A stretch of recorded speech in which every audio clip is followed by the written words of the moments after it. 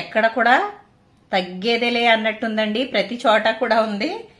ఇక్కడ హ్యాండిల్స్ మీద కూడా బ్రాండ్ నేమ్ అయితే రావడం జరిగింది. చూడండి ఒకసారి, మనకి హ్యాండిల్ వచ్చేసరికి చాలా స్ట్రాంగ్ గా ఉంది, చూడటానికి కూడా చాలా బాగుంది.